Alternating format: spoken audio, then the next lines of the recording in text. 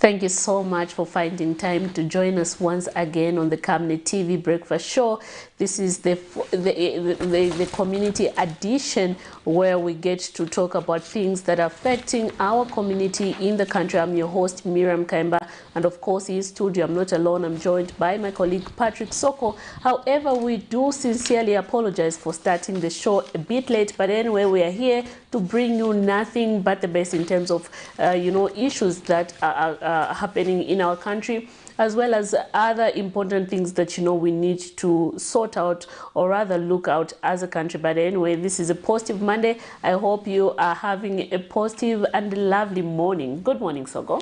Good morning. How is it going? How was the weekend? It was okay. It was okay. I think I did, enjoy my weekend. I had enough time to rest, introspect, just, put the things that I want to do in check.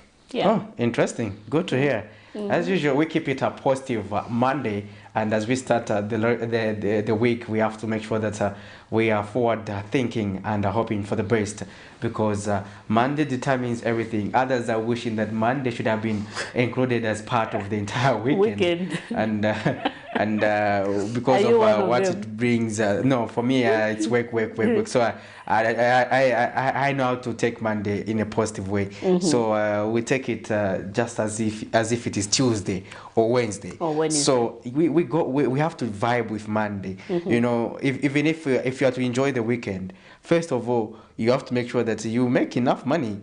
And Monday is one of those days where you can start organizing your business, start organizing yourself for your deals, and be able to make money. What good is weekend if you are broke? If you're broke, yeah. And just a reminder to our viewers there, Monday, acts as if it's a time plan, like this is the actual day where you set up some plans that, okay, you set up targets that by Friday, I want to achieve this and that. Anyway, quite interesting, those and some of the issues. This is what we're going to be looking at on our program this morning. And later on at 0740 somewhere, there will be joined by a guest from the Leadership Movement Party who's going to help us discuss various issues that are affecting our youths in the country. But right about now, let's get direct into our health corner and just see what the doctors have for us this morning.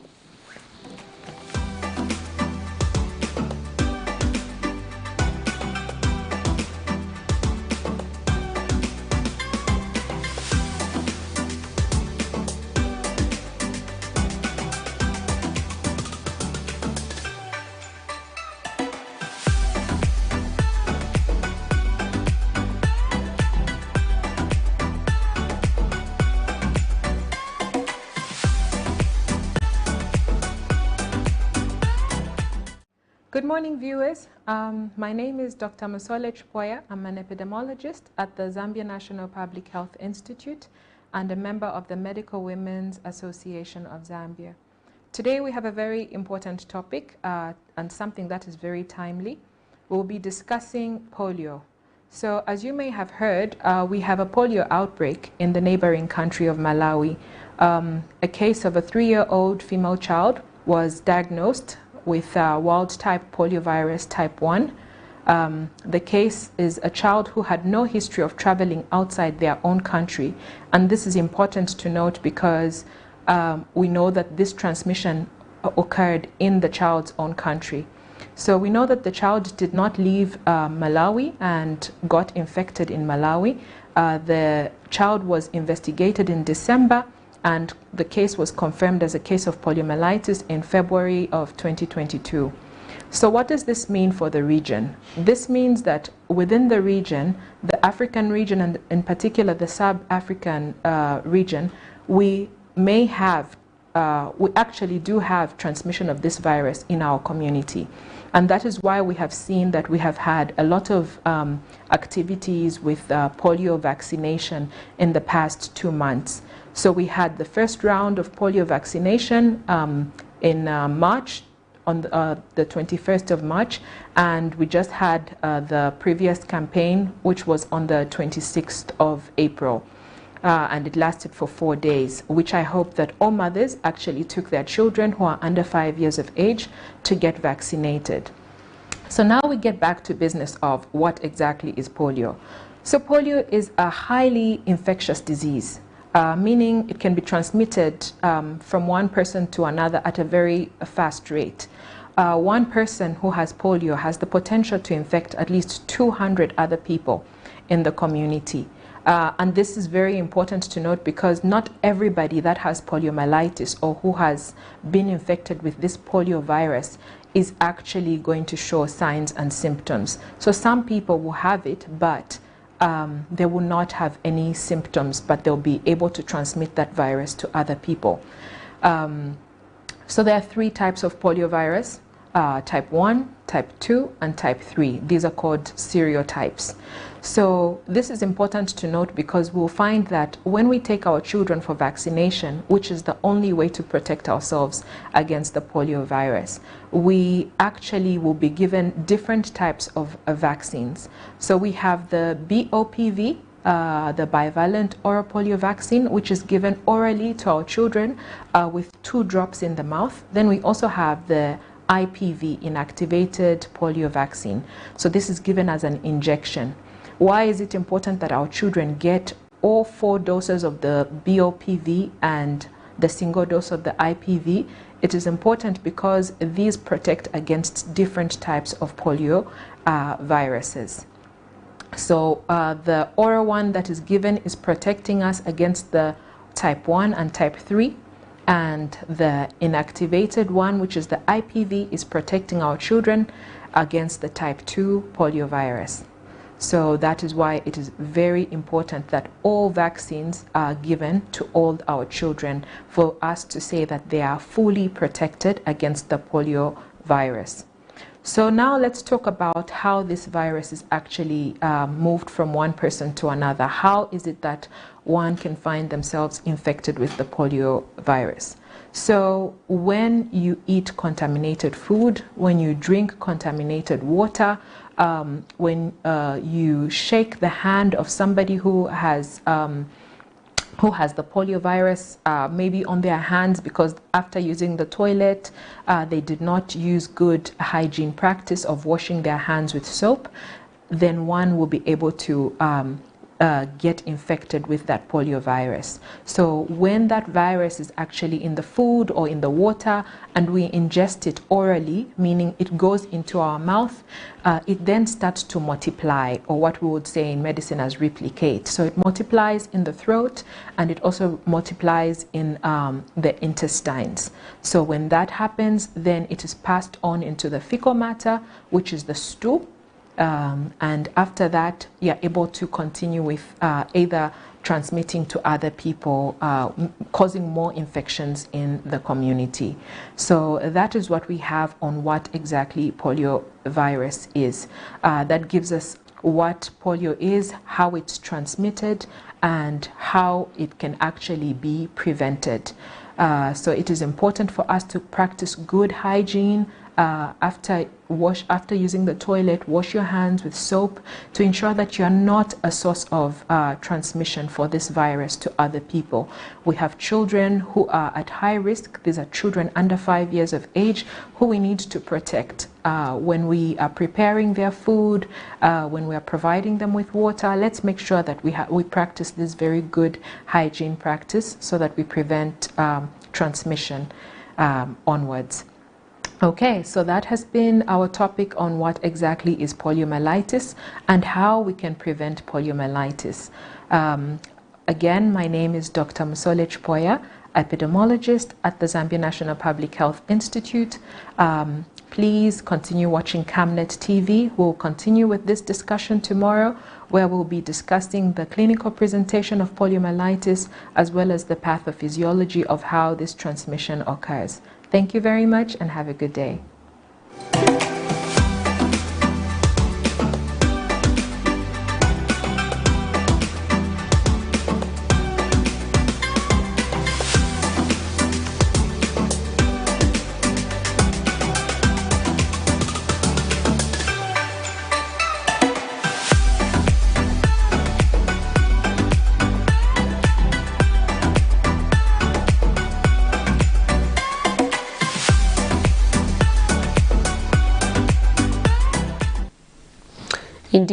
always ensure that you practice good hygiene in order to prevent polio transmission. Quite very educative and important topic there for our viewers, to understand some of the things that you need to do in order to prevent polio. But right about now, let's get direct into our money market.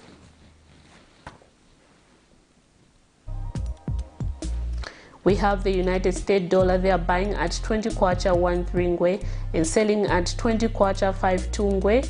We have the Great British Pound. They are buying at 25 kwacha 54 ngwe and selling at 26 kwacha 05 ngwe.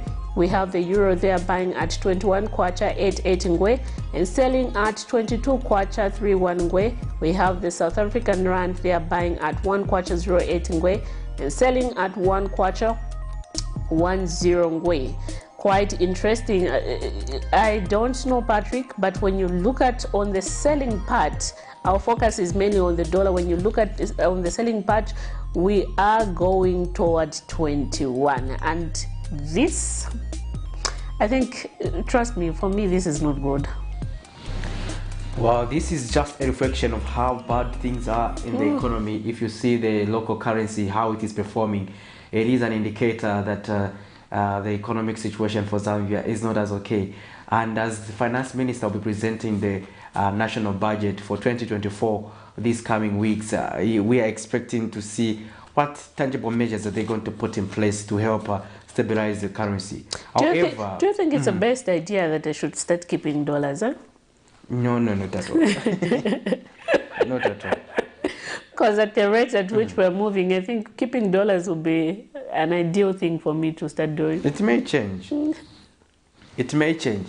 So I was explaining the fundamentals that are there, and among the failures that we have failed to keep inflation in check to a single digit of between the target of 6.6 to 8%. A target range that has not been achieved in the 2023 national budget. As we indicated, inflation has continued to increase beyond 10%, which is a double digit. And this is not good. It shows you how the things are bad. And when Zambians are talking about the high commodity prices, that simply is a reflection of why things are expensive. Because you see, if inflation is as high, it tells you to the extent at which prices of commodities are increasing. So that is a reflection of how bad things are in the economy. And when Zambians are talking about the high cost of living, that is just a reflection. Now, when we're talking about the kwacha has continued to be under severe pressure because Zambia, as a country, we are importing more than we should export, or rather our trade volume is not as big as it should be. So we need to make sure that we journey towards industrialization and maximize on exports of our commodities, especially based on non-traditional exports other than copper. So if we're able to do that as a country, then ultimately in the recent months we'll be able to have something to cushion our kwacha, because what has been happening is that the central bank has just been offloading dollars into the economy to just stabilize the kwacha, which is a cosmetic undertaking according to various financial experts that we usually talk to. Now, if you are going to sustainably strengthen the currency and make it stronger, what you need is to make sure that we are importing more, because we don't have more dollars that can support our currency. So now our dollars are going towards exports because we have to support the export agenda. However, it is also evident that our import cover has also reduced, which is not good, because our import cover has to be at least for 6 months. Now we are just dealing with 2 months import cover, and that is not good for the country. So we need to make sure that we boost our foreign reserves to make sure that we are able to have a strong, or rather a more reserve cover.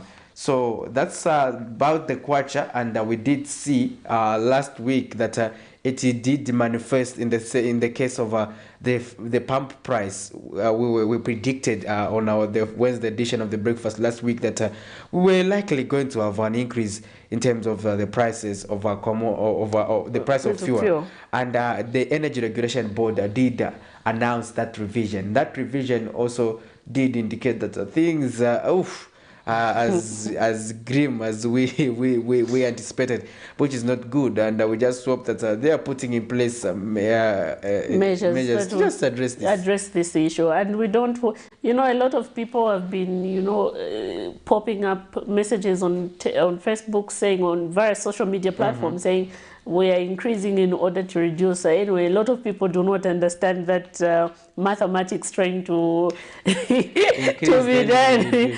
Exactly. That was made by the Vice President, Madam. Yes. So maybe we should be hoping that it will reduce eventually. It will reduce, so you're increasing in order to reduce. Yeah, we hope so. We hope so. Yeah. And anyway, just a reminder to our viewers that we have now officially opened our phone lines. You, our viewers, can take part in our conversation this morning, where we are looking at various issues, among them zooming in some of the stories that made headlines during the weekend. Just to look at this one interesting story where some suspected United Party for National Development UPND cadres have been accused of swindling 125 traders out of about 10 million kwacha worth of goods. Quite interesting, eh? Let's have a look at that story. In a turn of events, some traders at Lusaka Soweto Market have accused some suspected United Party for National Development UPND cadres of cheating them out of 10 million kwacha worth of goods. According to the affected traders, the incident happened in March 2022 when they said 15 individuals clad in UPND attire visited a cold storage facility where commodities such as beans, carpet and rice were being kept, with a proposal to collect the items for a purported empowerment program. One of the aggrieved traders, 56-year-old Jenny Mwira, says after the agreement to supply the commodities was reached, the said individuals have instead not honored the payment plan, leaving her life in misery due to lack of a stable business.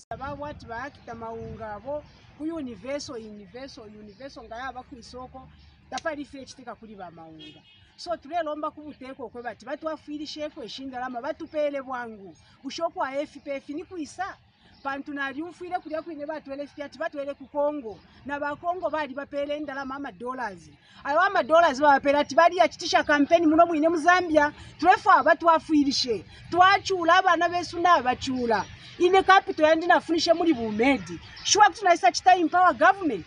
Other complainants, Joseph Simuchenje and Justin Lesa, have equally bemoaned the failure by the individuals to settle the payments.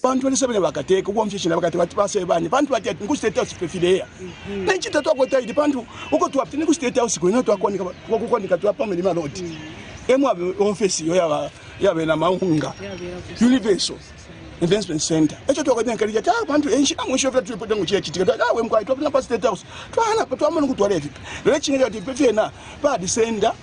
We are just appealing to the government, especially to the head of state, to assist us at least but pay payments ama challenges zetu kwedengi sana akastoma abo twaresenda kwa makatundu abana ba school bosta bale so ba get through demand emo badi kubali ku patebo namba kuntanshi kutia so efa ba imenda ba basi muyemba mwisakamana ubuteko budipo tatulefa kuibira abantu tulefa kupera kubomba feed genuine not ba PF for sure ba president efa balande efa fini so ba pedeni abe FP impitwadi to supply 2,440 bags of beans by 100 kg, 600 bags of rice by 50 kg, 100 bags carpenter by 20 kg. However, when reached for a comment, UPND Deputy Secretary General Gertrude Menda declined to comment. I'm looking for which media outlets where it has mentioned, and those together with the people who are accusing me, they'll hear from my lawyers. And I cannot say anything until I have spoken to my lawyers, and they will advise me on what I should say. For Camnet News, Afias Kaptula, Lusaka. Welcome back. Thank you for staying with us on the Camnet Breakfast Show. Interesting story we were looking at, Miriam Kaimba, where we saw people claiming that they were told to supply commodities like beans, carpenter, but however their payment has not come. And this was in March 2022. It's quite a long time. It's quite a long time, and you can just hear the frustration from one of the complainants there, that woman who claims, obviously, do you think Mia should empower government? That statement came out strong. You can just hear that someone is really indeed frustrated. Like she was explaining to say, I raised this capital after working as a maid. Yes. And how do they expect me to finance government? Yeah. Quite interesting views there, coming from the people who claim to have supplied. And for them to have reached the media, I think it has just gone out of hand, because probably they are not seeing any tangible solution. Yeah. Like you supply and you're not seeing the payment. And what does that does that those are small scale traders, Miriam. And it means that any lapses in their businesses undermines them, and it affects them. Exactly. It affects their entire operation, because that is their small capital they had. And trust me, when you look at March 2022, and now we're saying over a year plus. Okay, this is quite a long time, and for them, like you said, for them to come to the media, meaning there was no solution. That no, they couldn't find a lasting solution, so they opted now to come to the media. But again, my other concern is, where did the deal go wrong? Okay, because I believe that, like they did indicate, that this was meant to empower them in some way or another, and money was paid to certain individuals who got the products. But apparently, it's very sad that, despite money being paid to those who supplied the product, they haven't received their part of share. Yeah, so it's an interesting story we have to keep following, so that we get to its logical conclusion, because like those traders explain, I think it's only fair that they should be paid. Yeah, and one thing, especially when you supply. I think it will be tantamount to what President Hakainde Hichilema has been talking about, to say people supplied air. Now people are receiving air after supplying their commodities. They are receiving air. That's the opposite now is becoming true. So if they supplied, because they were being told that this is a government arrangement, they are taking some commodities somewhere. 240 something bags of beans, when you talk about rice and among other products. Yeah. Oof. Interesting. So let's have a look at another story where renowned educationist and author Lazarus Siatwambo has urged young people not to be discouraged with failure, as it is part of the process of greatness.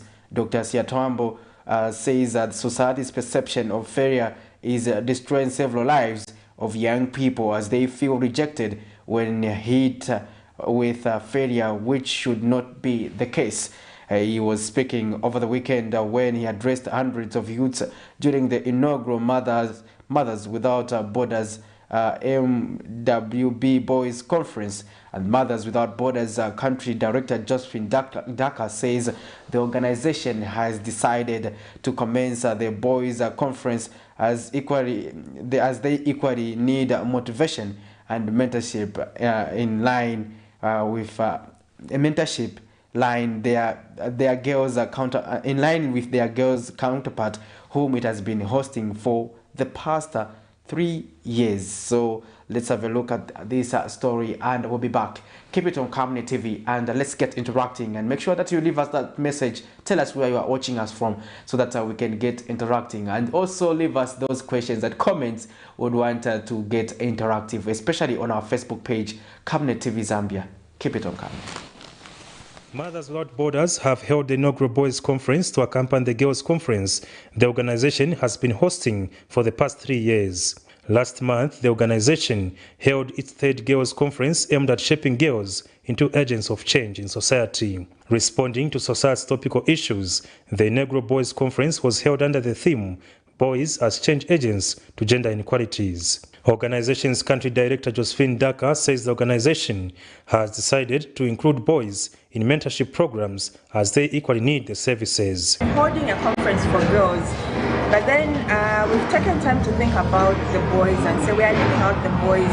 We'll raise up girls with certain values and then the boys are left out. So we've incorporated the boys this year, beginning January. We've created a program similar to the one that we have with girls. The conference saw notable speakers from different spheres of life urge the boys to be resilient and persistent in life. Oh, you have failed, you have done what and so on. You break a plate today, your mother just tells you, that's why you failed an exam. It was very tough. Just like I was printed paper to say I failed an exam.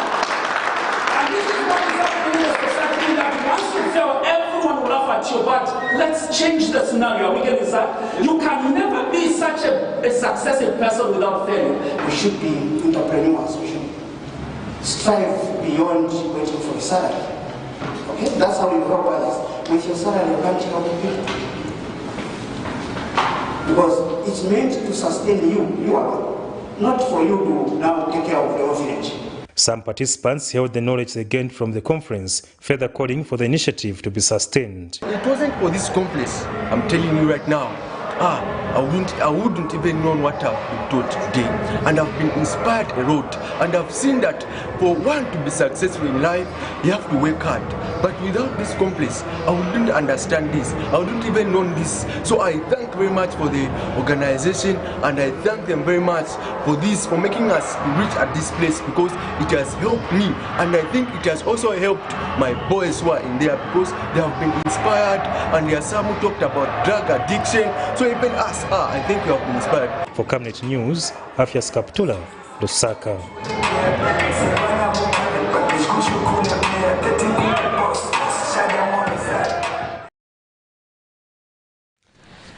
Just from looking at that clip, you can tell that indeed the youths there were enjoying their moments. Yeah, so they were enjoying their moment, enjoying their moment. Yeah. It's better they were enjoying their moment than outside vices like alcohol and substance abuse.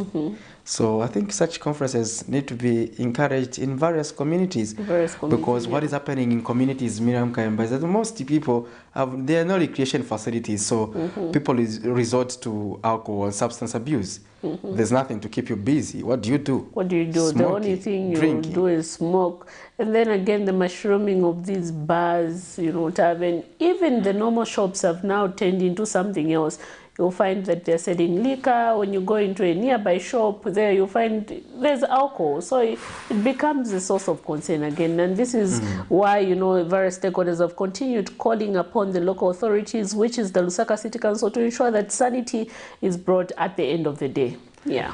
Indeed, yeah. Let's also have a look at the story where the Young Christian Women's Association of Zambia, YWCA, has called on for the establishment of the Gender and Equity Commission in addressing gender inequality issues, among others. And let's have a look at the story where Zambia's Republican President Hakainde Hichilema has encouraged the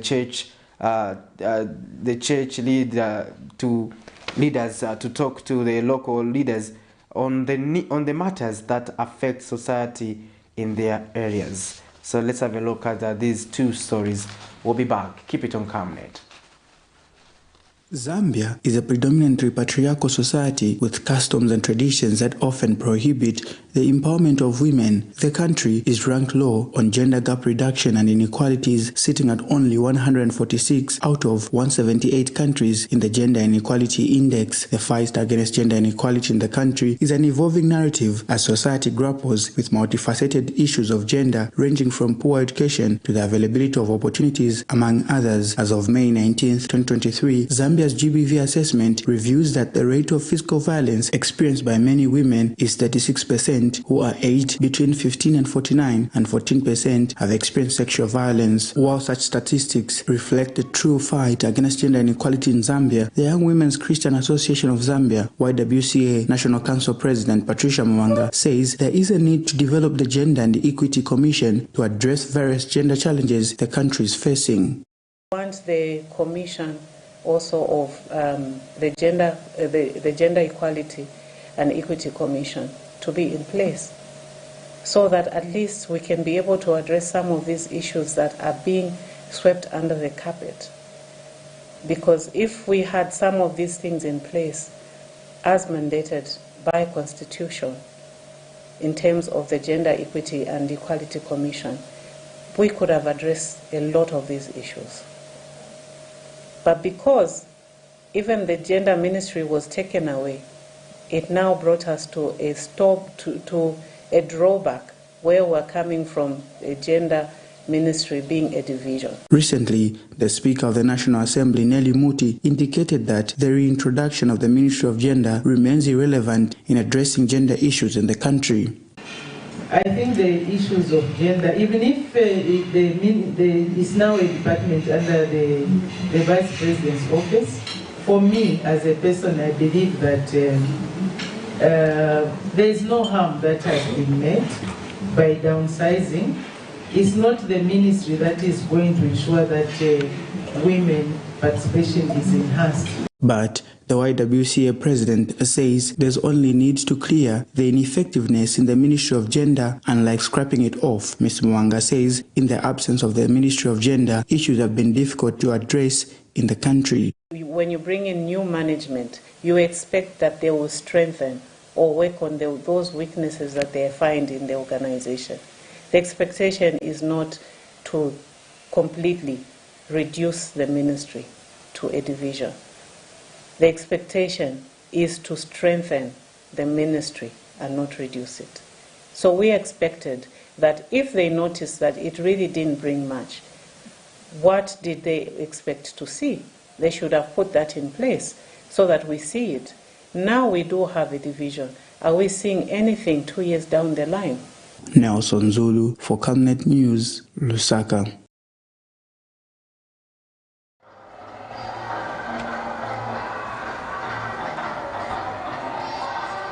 Supporting them, but working with them to better the lives of our people.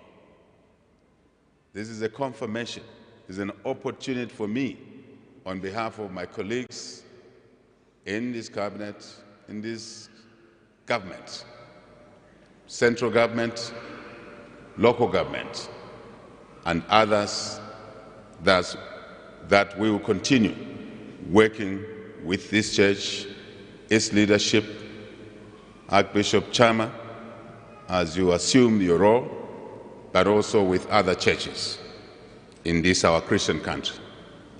So I thought I should use this opportunity to express that view. But we also understand this partnership, that the church has a role in this broader partnership. The church has a responsibility to the flock, God's people, but also to render counsel to the government. Governments before us, and this particular government, and I believe governments after us, because that is the way it's supposed to be. And we appreciate, we'll continue to appreciate that advice. Diversity and competition must not drag ourselves away from common national issues where we must converge and share ideas, debate, but agree on what needs to be done for the greater good of our country. I thought that was important to say.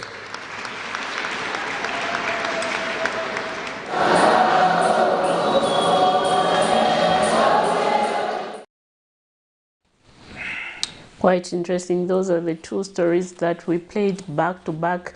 We have seen that, you know, the President Soko has continued to call upon various stakeholders, among them the church, just to come support to the current administration as they carry out their duties. Yeah, interesting views, your Miriam Kayamba, from the President. But however, we have seen that sometimes when these church leaders give advice, they are code names, and sometimes they are labeled opposition when they provide advice or counsel to say, let's say, the cost of living is high. Can you work on something? You see justifications from all corners now. Yes. But it is the President, again, who's just urging them to say, you have to continue to engage the political leadership, engage the leadership in the community, all sort of leadership, you know. So which really I hope it also sinks in his followers, because sometimes his followers would not be tolerant to say, probably when the church issued such a statement. For example, for me, I take it as any sort of criticism as a room for amendment. Change, yeah. Because I don't think someone could be criticizing you based on something that is baseless. Probably yeah. just see one or two elements of whatever they're talking about and see if at all it's something you can do something about. And most of the times we have seen that various churches that have come on board, to offer the necessary checks and balance to the current administration, they have always centered their discussion, or rather topic, on the high cost of living, which has been and has continued to be a source of concern. Yeah, it is obvious, because the high cost of living, Miriam, is affecting everyone. It's affecting even the church. And you have members in the church. You have the members of the church who are continuously complaining to you. Exactly. Now people are complaining, are going to church to say, no, so sometimes some churches do provide maybe food to the widows, to the orphans. So they feel that impact. Now, again, if you look at the levels of tithe and offering, they have also dwindled, because people cannot give as much, and you cannot give what you don't have. Just like the famous budget that we had on this in this country, where they're saying you cannot spend what you do not have. You can only spend what you have. Now, here, people don't have Miriam. How do they even provide the tithe? How do they contribute effectively to church building projects? How do they effectively contribute towards programs aimed at helping the vulnerable in society? So ultimately, if the economy misbehaves, it affects everyone. So no wonder even the church also has to continuously be engaging these leaders and reminding them of the need to ensure that they safeguard the plight of the vulnerable in society. Because at the end of the day, there are people, Miriam Kaimba, who, no matter how, even if you want to put minimum prices at 1,500 kwacha, they'll still buy, and they won't say it is expensive because they have a lot. But there are those, when you put it at 300 or 250, it is too much, because what they can only manage is probably 100 kwacha.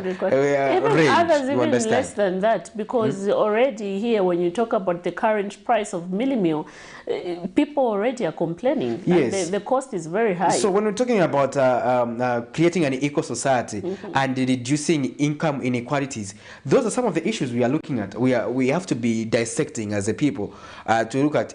The rich are continuously having more. The poor are getting more poor. Now, if the poor are getting more poor, it means that it's a burden on the government, on the need to provide these services. But if you are making sure that more people are being lifted out of poverty, it means that we will likely to spend less on social sectors, because probably people would be able to afford to contribute to NEMA, will be able to afford to be able to buy medicine.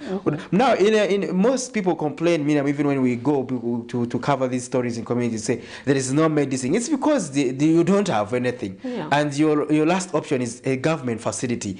And if a government facility cannot provide such a service, it becomes a burden to you. Probably others have ended up dying because of lack of a service. So if we are looking at this issue on a holistic aspect, we need to make sure that we give it the necessary attention. Exactly, quite interesting. And most of the times you'll find that when someone is at the age of 55, 60, no, if no gap a social cash transfer. But if we are going to put in mechanisms that are going to help people, come out of that poverty, trust me, 5 years, 6 years from now, we won't even be looking at, we have a huge list of people on social cash transfer. We'll be able to reduce that burden so that money can be spent elsewhere. But if we are going to be having more and more people being condemned into poverty, because, for example, I'll give an example. Me, for example, you are as a middle income earner yourself, then things continue to be worsening in the economy. It means you will no longer be a middle income earner. You'll become a lower income earner. Exactly. So now, if things continue to worsen, from being a lower income earner would have condemned you into poverty. Now you will be the next person seeking, lining up to say, nani nishite empower. Hey, ni person kwani empowerment. CDF skills fund you. all those things, you understand. But if we are going to make sure that we maintain you and uplift you and move along with the agenda of this country of becoming a prosperous middle-income country by 2030, it means you are the citizens who are taking the agenda there, and you won't need that support. You'll be the people contributing towards the growth of this economy. So I think collectively that's something that we need to be looking at. Let's see if you are getting those messages coming on our social media platforms. And over the weekend, Miriam Kaimba, we had an interesting story where this mother had to go for work to be looking out for her children. You know, but however, she had to lock them up. So because she had no option and nowhere to leave the children. And it brought in a lot of, concerns from the residents of Kalikiliki compound who said there's no way, a mother in her right sense of mind would leave her children locked up in a house. So among the children are aged between 10 and 2. The boy is aged 10 and the girl is aged 2 years. So all the time she would lock them in the house and then, go for her usual work. She works at the salon. But again, the concern from the neighbors is anything can happen. There can be an electric fault, the kids can, anything, an accident can happen. So they were saying, the mother, she's careless. She would have, if she never had any relative nearby, she can just leave the children with her neighbors. However, when we got to speak to the mother, her defense was that I've tried leaving my children with these neighbors, but every time I come back from work, I will find that my son has a sore somewhere, he has been injured, I find all these complaints. So the only thing I've resorted into is locking my children up, and these, brought a lot of mixed feeling amongst the community members there, who effected a citizen arrest on the woman there. It was a quite sad moment for the young lady. I call her young lady because she's in her early 30s. A very sad situation. Anyway, let's get to play that story as we get to Asha, our guest for this morning. While other children are experiencing their childhood and playing as nature intends it to be, this, however, is not the case for these siblings who have been confined to what can only be likened to a jail cell. These children are being confined in this one-roomed house. Despite it not being a self-contained house, they are forced to answer the call of nature in these containers, hence making the environment unconducive. Angry residents of Lusaka's Kalikiliki Township united for a just cause Saturday morning of effecting a citizen arrest of an absentee mother whom they handed over to the police for allegedly abandoning her 2 children aged between 2 and 10 years old. Ellen Chikoti, an hairdresser, was reported to the police by neighbors for locking up a 10-year-old son and 2-year-old daughter in the house every day while she goes to work.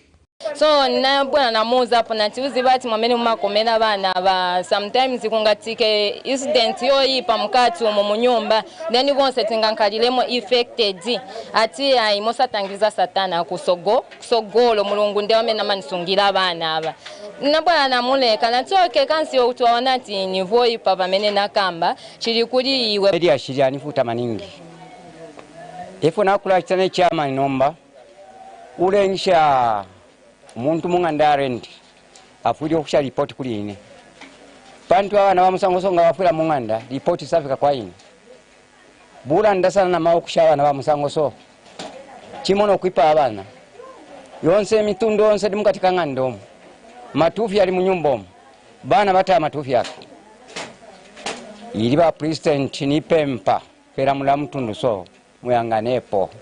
Neighbors of this woman say they have been ignoring her for some time, but could not continue after noticing that she was not putting a stop to her habit. Tunabwera mairo foot, tunabwera ongena, tunapeza bana bali mgriudo, tunabafunsa bana, imwe bana mumankala bwanja, masiye batukomera so chabi. Ninabwira kuri loko niyo komewa. Nati ni chani pali bantu. Anga misieni amikomera mu nyumba inechebe chani baba. Uyu muzimai ngati ni muzimai amanyonsha ziba na kuvutika. Bamai bake mwamene banavutikira pali ebe. Sanga zisisa so. One time stove yalisa yako omuliro spark ababa nanga balipira munganda bantu ababa nakale ambo kubakomena munganda uyu mwana kashi ukweba ati tuye turembeshe ku police twali monoko bati chachiramu abana tetu baleikala so kwati na kalimo ni step maza bati ninyina betanga wamuno kwe bataukwetwa kusungira abana Helen, who had gone to her usual wake at the salon, was later caught by the neighbors that she needed to rush home while having no knowledge that officers were waiting for her. Upon reaching home, she was ordered to unlock the house. In her defense, she claimed she had no one to look after the kids. Tension rose among community members as they accused the suspect of being defensive.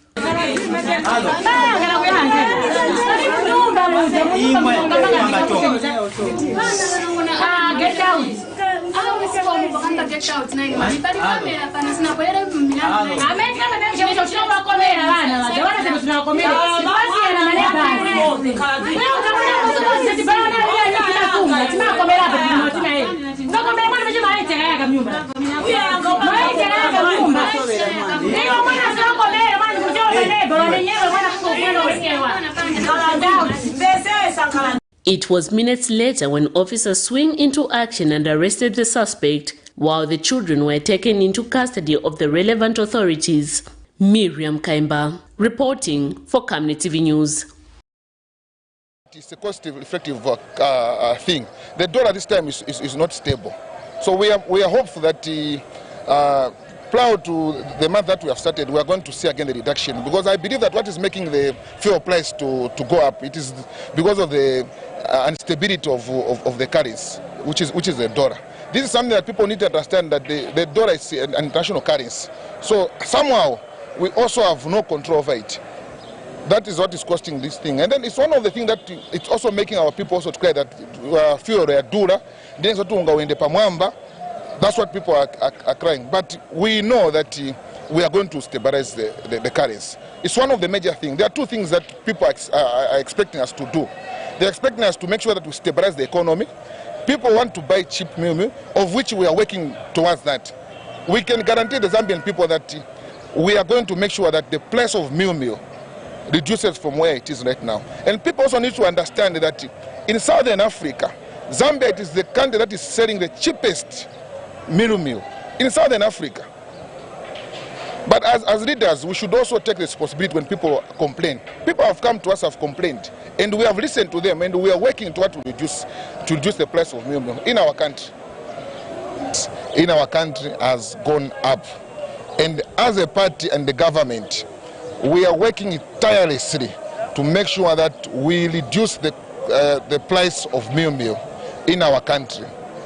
We need also to acknowledge one thing, that people voted for change.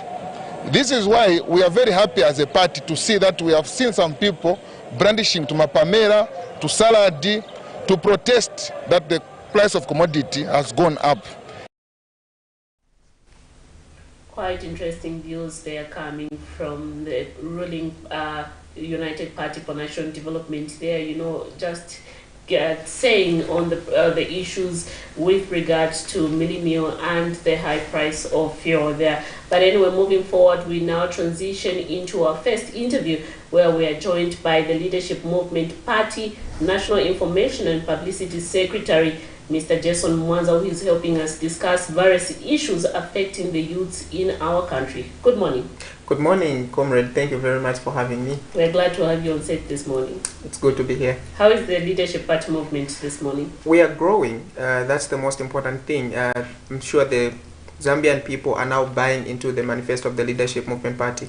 As everybody knows, that we are anchored on 4 pillars, you know, land with title deeds to the Zambian people, so that we stop living like squatters. And this has been the essence of this particular pillar, has been evidenced by, you know, the many cases that we hear of people being displaced. And so the Leadership Movement Party tells the Zambian people that you will live, you know, like Zambia is your country indeed. And the people are opening up their eyes to that, and they are really joining the Leadership Movement Party. We've taught the young people that there are jobs, you know, in the government of the Leadership Movement Party, regardless of where you're coming from, your education background.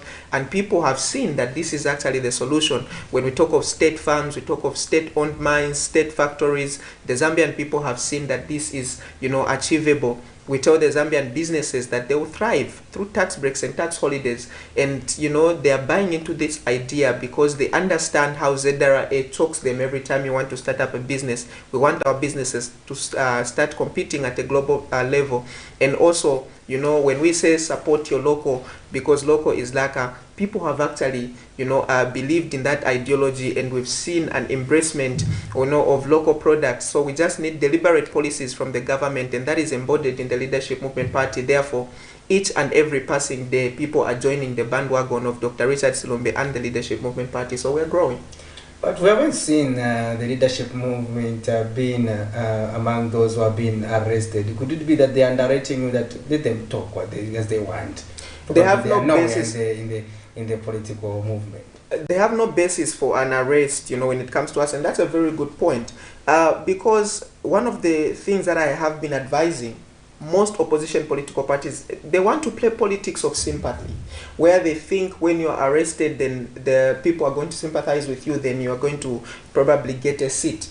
Actually, that's not how it works. We need ideologies and we need a basis.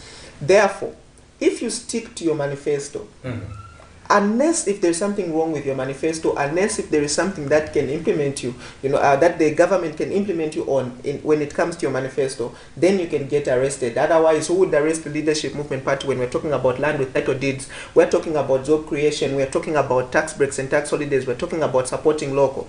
Where are you going to get a basis to come and arrest us? So we don't play childish politics. And in an attempt to get relevance in the political scenario, you see all these opposition political parties saying all sorts of things, you know, insulting the president and vice versa. You've got puppets in the ruling party that are saying all sorts of things against the opposition, and you have the opposition playing to the gallery by diverting their attention to start insulting the ruling party. Whilst on the other hand, you've got the Leadership Movement Party speaking on behalf of the Zambian people in terms of what their interests are and what their interests should be. So who would arrest us?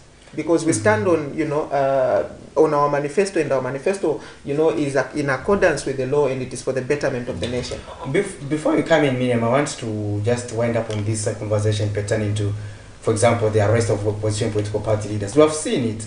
Could it be that they are deliberately daring the law enforcement agencies? And we have also seen them singing the song of the shrinking civic space. They are arresting us abruptly. We have seen, for example, last week we had Sean Tembo, the PEP president, being arrested. But before that, we also saw him making some comments, probably on his Facebook page. Among the comments was that probably President Hichilema is orchestrating that opposition political party are jailed, and all sort of bad things done to them while in incarceration. What would be your perspective on that? First of all, you know, I don't like taking personal jabs, but the political sector or the political scene in Zambia has got a lot of adult babies, a lot of adult infants, you know, politically impotent, who are unable to produce ideas that will take this nation forward. So you see them talking, you know, on personal issues, throwing personal jabs, and most people, unfortunately, are clapping for that. And the most unfortunate part is that, you know, these people are people that are also covered in the media. And so most people think that these people are relevant. When the law follows them or goes against them, the people think, oh, this person should have some prominence because government is going after them. When in the actual sense, it is the law, which is supposed to be separate, you know, from government in its entirety. So because of that circus that has been created, that is why you are seeing these opposition political parties playing to the gallery, when in the actual sense, each and every political party should stick to their manifesto and sell their manifesto, so that when they are elected into office, the people can come and actually point out to say, this is what you told us, this is what you said you would do, why aren't you doing it? When you go to most of these social media pages of these opposition political parties, you'll find insults after insults.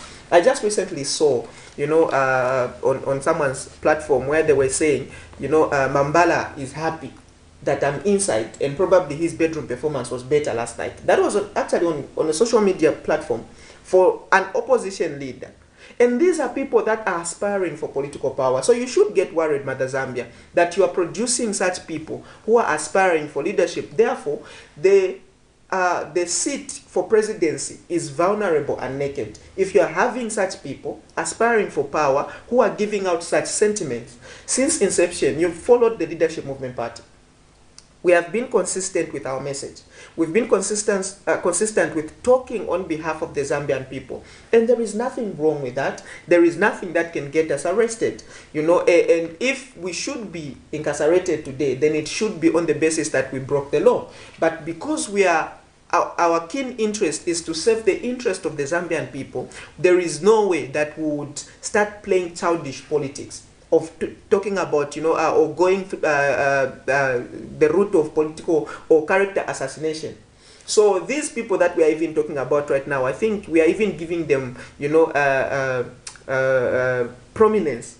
We should not even be talking about them. The Zambian people should see them for who they are. They are jokers, they are political clowns, and they should be left as such. Let us take political parties such as the Leadership Movement Party and this message more serious, because it is a savior to Mother Zambia. You being one of the opposition political parties in the country that has been quite vocal on ensuring that you provide the necessary checks and balance to the current administration, we are aware that on the 24th of August 2023, the UPND turned 2 years in office.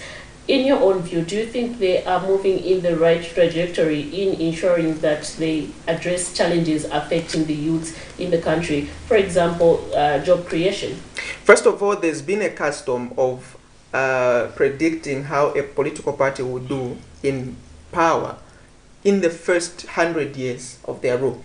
That was actually done by the UPND government. They gave themselves, you know, terms or period of time. There was 100 days, 200 days, and they said certain things. In fact, even that's even far. They even said in 4 hours that they would do something. And this is where the problem is. The UPND government is working like, you know, they think governance is magical, where you can just say abracadabra and something works out, you know, to your imagination.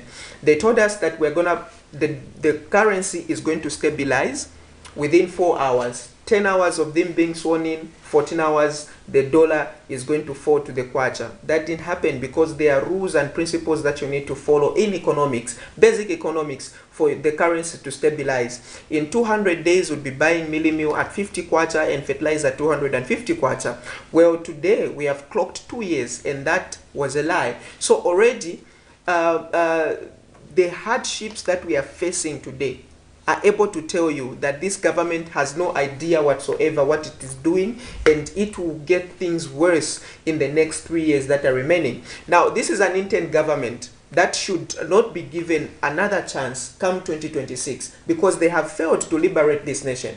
Number one, there was no political party that was blind to the fact that the Zambian economy was bad. It was on its knees. That is why we all aspired for political power, for us, you know, to resurrect our economy. And the medicine or the solution to these economic challenges anchors on production.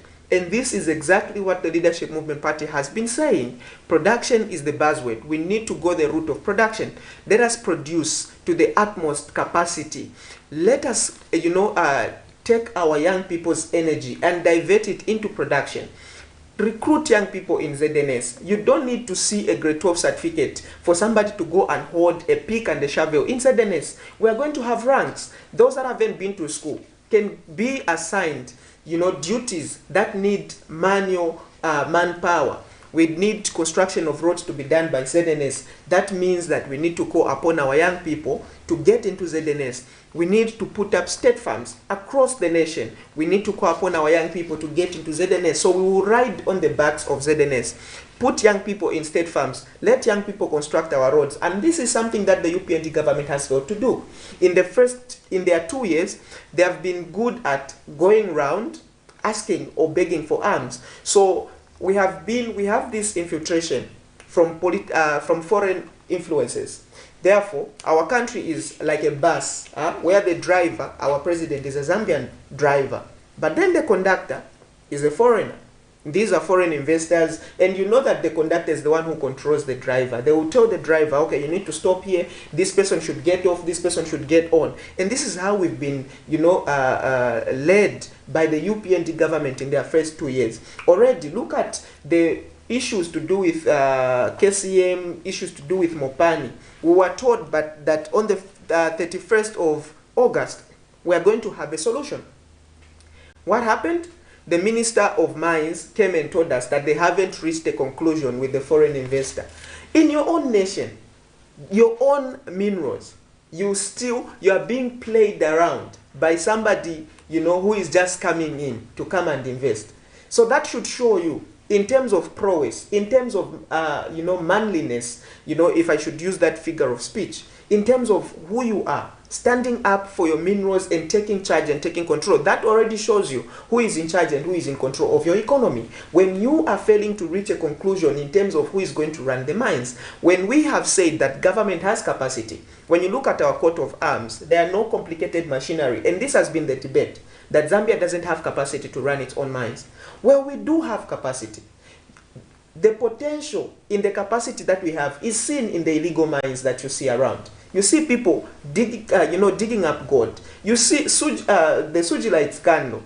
What complicated machinery did they use? They didn't have complicated machinery, therefore, we can take it to the large capacity where government directly trades, directly gets involved so that the Zambian people can benefit. Today, who has touched copper with their own hands? I have never touched copper. I have seen it from afar, yes, passing, you know, going to other countries, but I've never touched it. Yes, it's in my country. I've never seen gold in my life. I have never touched it. The people in the copper belt, there are minerals that are on the surface. They've never touched them. Today, if you are found with gold, you are called an illegal miner, unless if it's somebody with a different skin or somebody from a different place. So that is how we have been, you know, hijacked. Our economy and our country has been hijacked, and the UPND government are playing puppetry to foreign countries. And if we continue on this route, this country is going to be destroyed. Our children will curse on our graves and say, these people failed to utilize their environment, and they failed to come to a decision in terms of utilizing what is around them for their own benefit. Do you think our current administration has given much priorities to the foreign nation investors? Most definitely, most definitely. You hear it all the time when they call for foreign investment in almost everything. And it is not only this, you know, particular regime, even the previous regime. We saw the investment in terms of building malls. You saw Chinese people everywhere. And this is how sad it is that we are producing engineers, we are producing doctors, we are producing, and all these have been turned into seekers of jobs from foreign investors, instead of giving them the lead to take up the mandate to lead and liberate our economy. This is a problem. We prioritize foreigners, and that mindset has been put in our, our heads, even at a tender age. You see it in primary school, you see it in secondary school. They will tell you that other countries are better and Zambia is bad. They'll tell you that, Dr. Livingstone discovered the Victoria Falls. You can't discover something where people were already living. It's not called the Victoria Falls, it's called Mosiotonia. And these are things that our children are carrying out growing up. You are taught, you are taught about Julius Caesar when you're taking literature. You are taught Animal Farm. What about our own books? What about our own writers, our own authors? Those are things that we are, channel or that spearhead this initiative that foreigners should always come and take the lead. You don't learn about copper. You don't learn about how to utilize copper at a tender age. Whereas in China, they are teaching their children how to assemble a phone. Here, you are taught how to run around in PE. You are taught, a theory, less practical. Those things now, when our children grow up, they start thinking foreigners are actually better than, our own people. And it becomes worse when the government itself is always in the forefront, signing MOUs. When you are actually producing nothing, you are literally going out there, producing nothing in your country, but you are busy signing MOUs. Whatever you have, whatever resource, right now, Sujilite, they said it is not registered in the, components of minerals that we have here in Zambia. It is there. just go register it. And they're saying now we need to go for foreign investors. Remember, in the patriotic front, we had an issue of state farms that were going to cultivate marijuana. That issue died a natural death. You know why? Because licenses for local people were actually too expensive, about 2 million. That indirectly calls for foreign investment. Even when you say sugilites, people should go and mine sugilites. When you put mining licenses at an exaggerated price, you are indirectly calling for foreign investors, because those are the people that come with money. But you need to know that those are businessmen. When they come with $1, they are hoping to live with $2. Therefore, they are looting your nation. They will not leave it as they found it. And they know that they can, once everything is depreciated, they can go to their nation. You have this nation only. You only have this Zambia. You need to take care of this nation. We, the Zambian people, are the only people that can develop this nation. Well, dear viewers, you are watching the Camnet Breakfast Show, and in conversation we have the Leadership Movement Information Publicity Secretary Jason Mwanza is helping us to discuss various issues, especially pertaining to young people and the 2 years anniversary of the United Party for National Development, UPND. And we have seen that President Hakainde Hichilema has been undertaking various activities in various communities to just commemorate their 2 years anniversary in office. You too, our dear viewers, can now join us on the program in case you want to join us by calling us in the studio, as well as leaving us that message on our Facebook page. We want to hear from you. You can equally ask our guest if you have some questions. Now, moving on the program, we want to get your perspective, Mr. Mwanza, on the issue pertaining to still on the UPND's 2 years anniversary. They have been championing the aspect of the Constituency Development Fund, which is CDF, and the CDF has been taken as a panacea of development in various aspects. So they are saying, if we ask questions to say, what have you done in 2 years? When they sit on that seat you are sitting there, they are saying, can't you see CDF? CDF is working. We are transforming the constituencies. We have improved the lives of the people. We have free education, and with CDF we are now building more classrooms.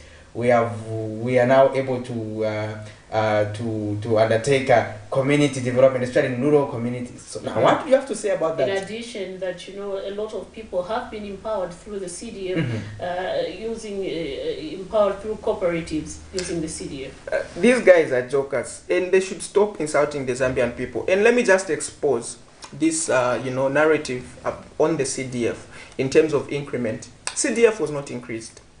CDF was not increased. And the question that the people of Zambia should ask themselves is, if it was at 1.6 and the Patriotic Front was able to build or construct classrooms, construct roads, as corrupt as they were, then what would stop the UPND from constructing classrooms? In fact, they've even constructed less than the Patriotic Front did with their 28.3 million compared to the 1.6.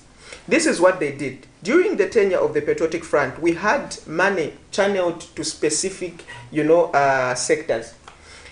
If it's money for, we had, money channeled to roads, money channeled to construct classrooms, then we had money for CDF specifically, that was meant to develop their constituency.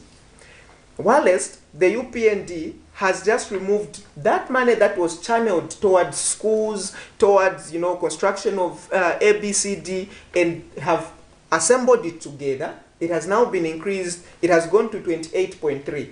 So now, that's just a shadow. For you to get that money and bring it down to construct a classroom, you are going to have challenges because of the rigidity of the regulations that they've attached to that particular amount of money. That is why you are not able to see anything on the ground. Today, talk of free education. When you go to school today, there are activities that these schools run. For example, there are athletic activities called ball games. There are artistic activities, NASAs. These were being funded by government. Today, because that money that was going to those schools has been taken to CDF, those schools now are expected to fund those particular activities. That is why they've been a sham and a scam in the tenure of the UPND government. So even the free education that they are talking about is just a shadow of what it is supposed to be.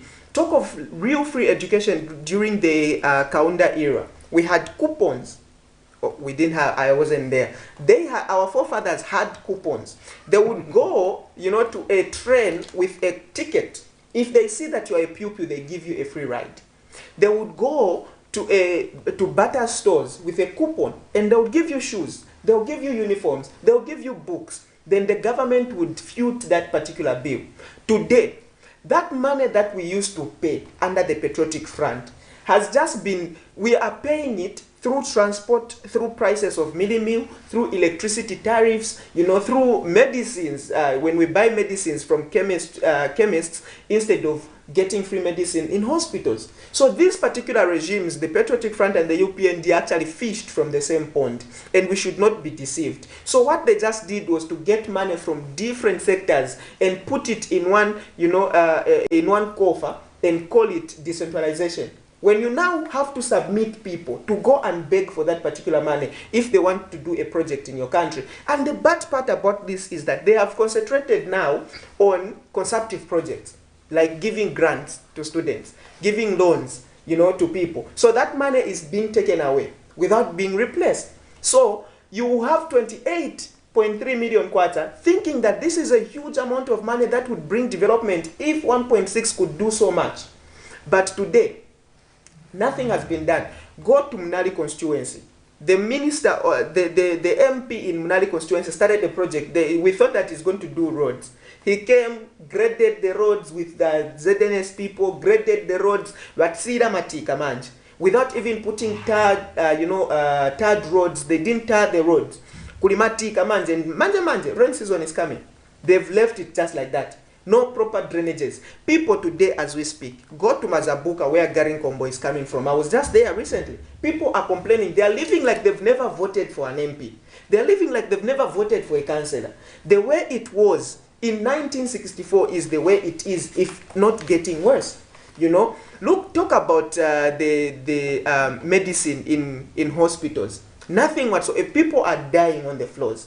The 11,000 health workers that were recruited, we can't see them anywhere. There is no enough manpower. Our parents are dying in the corridors or on the corridors of these, hospital floors. So things are actually bad. And the UPND government has nothing to boast on. Nothing whatsoever. CDF is a scam. They just took money from different sectors and put it together. And it is giving them a challenge and a problem because those other sectors are being neglected because that money that they've put together, they are giving it, they are pushing it towards social amenities, which is consumptive. Interesting. Well, our dear viewers, thank you for following, and we have quite a number of people who are following us on our page. Let's just say hi to them. We have Mwiches Chilongo saying, good morning guys, watching you from Lusaka 1. We have Kingsley Machila says, good morning guys, I'm watching you from Mazabuka, sweetest town, southern province of Zambia. Guys, I'm really enjoying your program. Keep it up. God bless you. Have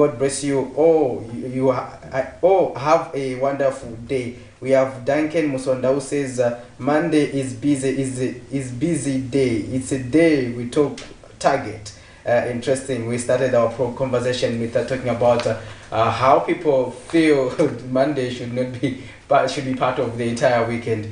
However, moving on, we still have our guest in the studio, and we are discussing the 2 years of the UPND office, and especially bordering on the issues pertaining to the youth. Now, when it comes to, we had an interesting conversation with the Minister of Finance, and we had the former Agriculture Minister, who is Mr. Bob Sichinga. He challenged the Minister of Finance, Stumeko Msokotwane, during the previous quarterly review of the economy.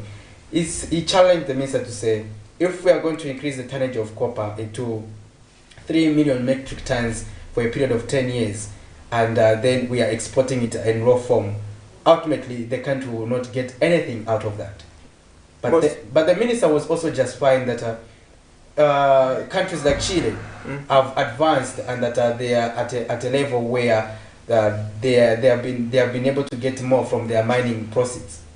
He did justify that aspect. We also saw the other Then you also just try to say DRC has increased its tonnages, but they are also exporting their minerals in raw form. Now, Mr. Mwanza, what would be your perspective pertaining to our value addition vis-a-vis, especially when it comes to our minerals? What is the leadership movement's thrust on that agenda? Or what would be your take overall on that? First of all, you know, it pains me when I see leaders justifying Zambia's problems because of other countries' problems.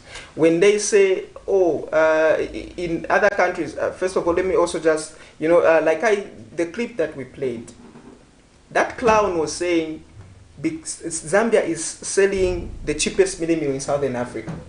It's not cheap. It was at some point 25 kwacha, 50, 75, 175. Now it's 280, and you are saying we are selling the cheapest. That was the same language that, you know, one of the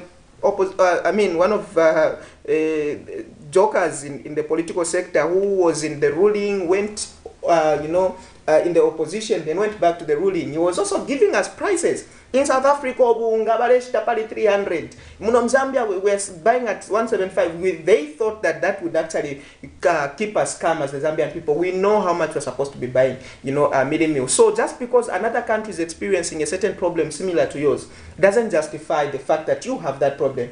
You need to sort it out. You need to sort it out. Just because Chile is benefiting somehow, you know, by increasing, you know, their metric tonnage, you think that when you do the same, you will also prosper. It doesn't work that way. You don't know the kind of leadership they have. Maybe they don't have as dull leaders, you know, as you have, quote unquote. Maybe they do not have as lazy leaders, you know, as you have in your administration.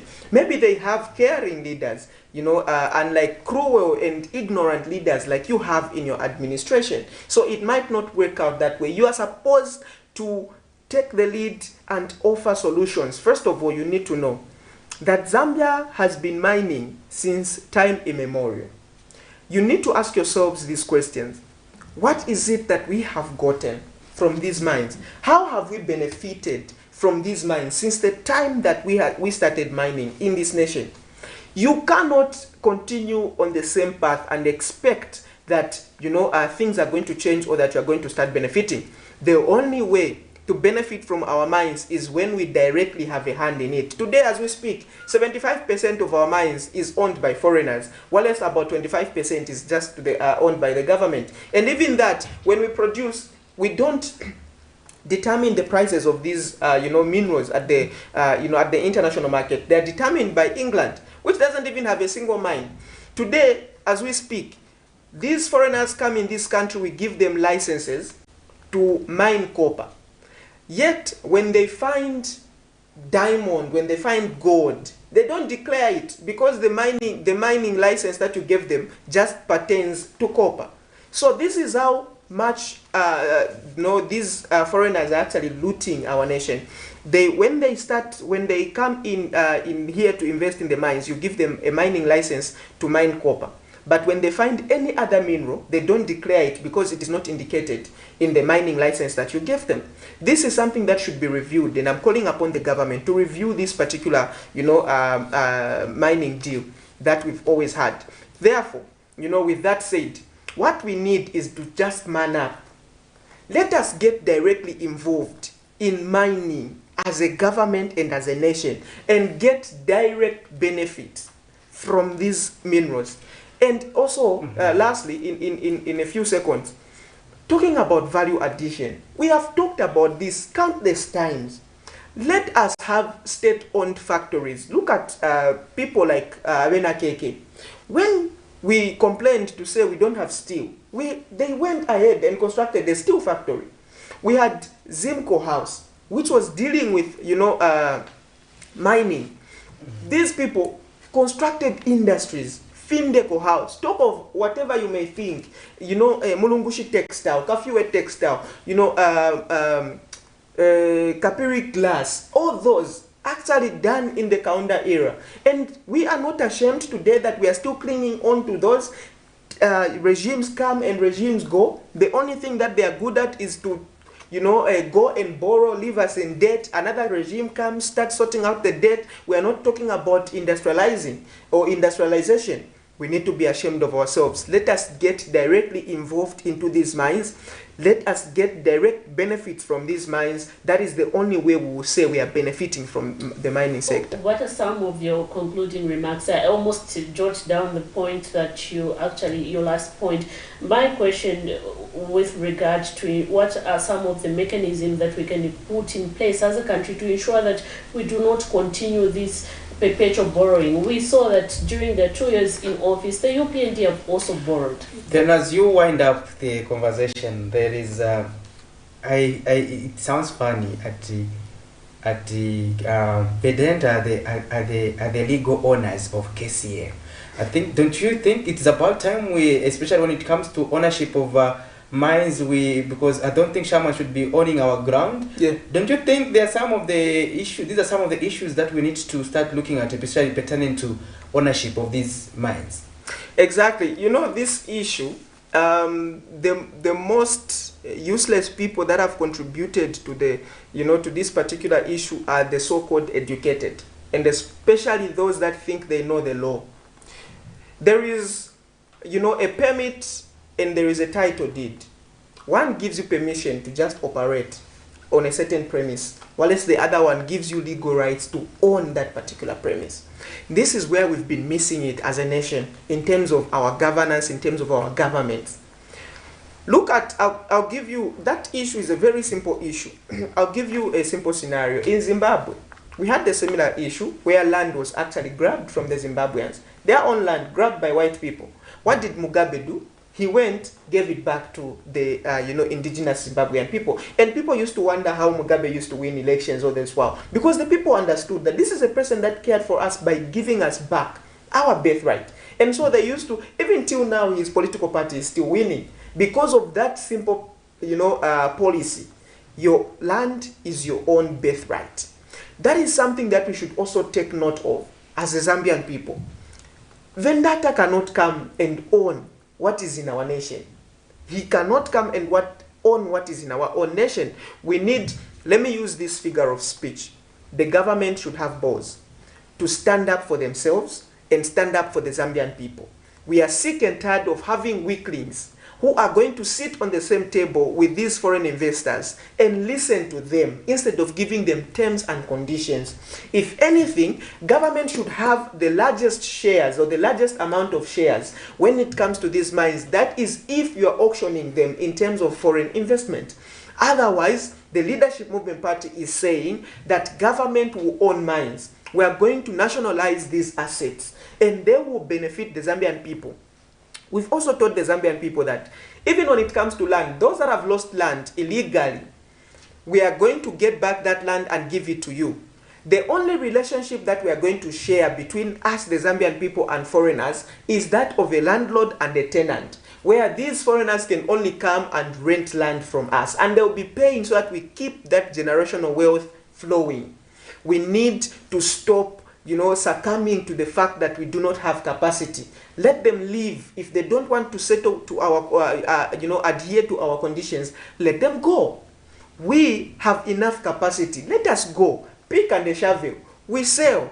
Once we sell, we can come and reinvest, into machinery and into capacity. We have got a lot of countries today that are interested, in our minerals. Talk of Russia, talk of China, and these have got technology. We can do a barter system trade where we give them, some minerals, then they come and help us with technology, they come and help us with machinery so that we start running. We've been taught for so long by these white people that this is actually a diminishing asset, yet they are constantly coming to our nation because they know that at some point this will finish and they want to keep it for themselves. We taught the Zambian people, the Zambian government, that you need to have a mineral reserve agency, so that you reserve these minerals, you reserve this wealth for future generations. This is the route that they don't want to go. And come 2026, the Zambian people's hope is in the Leadership Movement Party, where when we take over and Dr. Richard Silumbe, all these problems are going to come to a cease, full stop. Exactly, quite an interesting topic there. In studio, we're joined by the Leadership Movement Party National Information and Publicity Secretary, Mr. Jason Mwanza, who is helping us discuss various issues, among them issues that are affecting the youths in our country. For now, this is where we come to the conclusion of our breakfast show this morning. I was your host, Miriam Kaimba and Patrick Soko, but please do make time to join us tomorrow at the same time. For now, it's bye-bye and stay blessed.